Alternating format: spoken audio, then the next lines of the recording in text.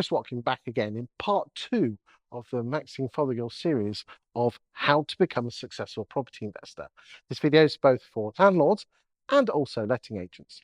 Maxine, in part 1, we talked about how your foundations, both being in banking and estate agency, helped you become a great property investor. And now in part 2 of a part 5 series, we're talking about the importance of setting goals for your buy-to-let investment, and the financial foundations are so important to enable you to do that. So in your book, you emphasize setting goals before investing. Can you share why goal setting is so vital in property investment?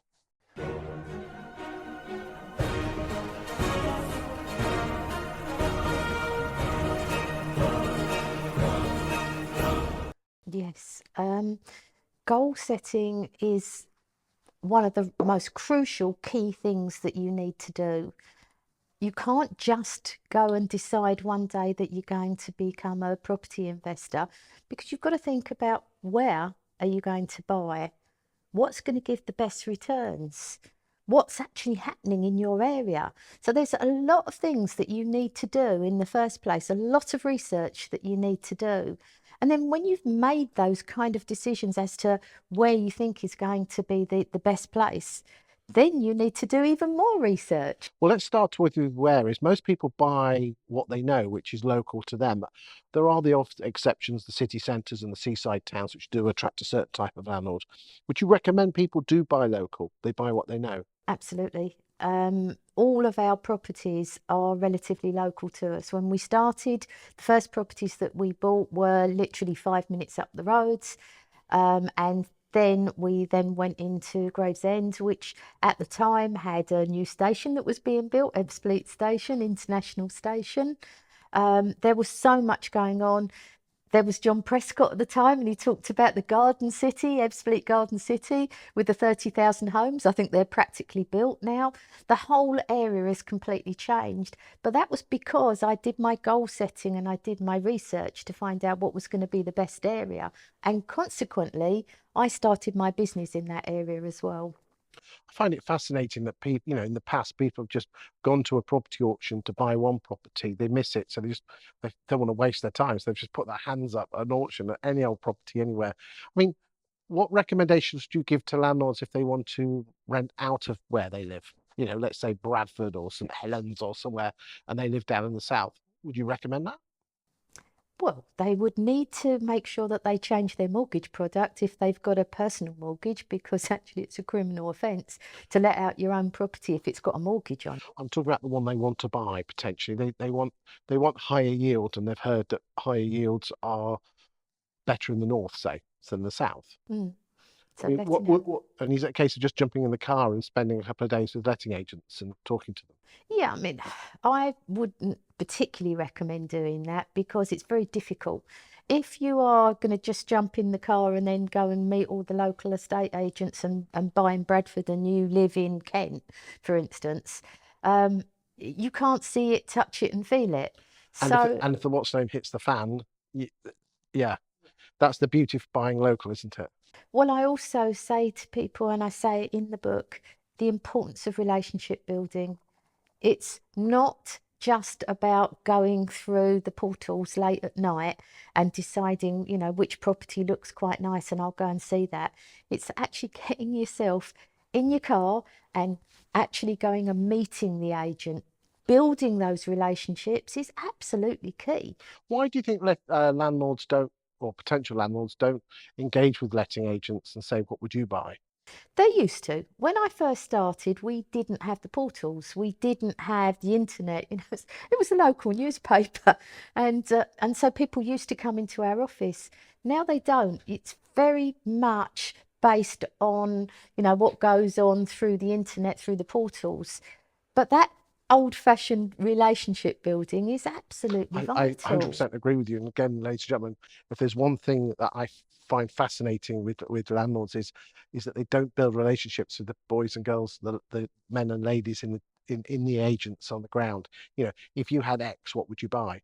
Yes, it is so important, because not only that, even, and one recommendation is, for a potential landlord who wants to build those relationships, build a good relationship. Go and take them in donuts, go and, take them in a coffee, and get to know the guys and girls that are actually in the agency, because they will remember you. And if a deal suddenly falls through, or something comes up on the market and it's going to be hot off the press, they will think of you first, especially if you've already got all of your finance in place and you're ready. They'll be wanting to make that sale, and they'll want to be making that call to you prior to anybody else. So you could be opening up that door very quickly to good investment. That's a nice segue into sorting out your finances. What advice would you give about preparing your financial foundations before you start looking? Make sure that you've got money in place. So, having really good tax advice, making sure that you've set up the right vehicle in the first place. I mean, for me, my book is very much about the mistakes that I made, to try and help people to avoid the mistakes that are common mistakes, to be totally honest with you. I was green. I didn't really know what I was doing when I first started, but I've learnt by those mistakes. So I've actually included them into. So speak with an accountant. What about a solicitor? Yes, try and get a good solicitor in place. If you don't know of any solicitors, if you build up that good relationship with the agent, they will probably be able to recommend a good solicitor for you. Would you go to an accountant first? I mean, surely the accountant is your first port of call, because they're the ones that will give you advice on the tax. You'll obviously need a solicitor just to do some of that action points.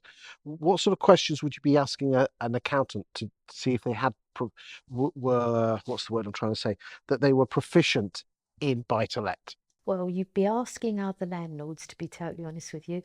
So your foundations are really going to the local landlord forums, joining up the NRLA. They're So that's the brilliant. National Residential Letting Yeah, Association. Do they have like regional play? they do. They have regional meetings and they have national conference.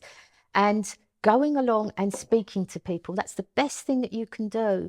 Try and link in with other like-minded people. Find out where all your local landlords forums are held, and they are often quite a few that you might not know of. You speak to somebody and then they'll suddenly tell you, oh, this is going on, that's going on. That's where you'll do your best learning, and And people love their opinion to be asked, don't they? yeah, they do. Yeah, but you do get a lot of advice. And then the third thing, of course, is finance. So make sure that you've got a really good mortgage broker.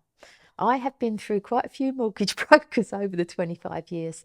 And right now I'm working with a brilliant firm of mortgage brokers, actually through the National Landlords Association, through the NRLA.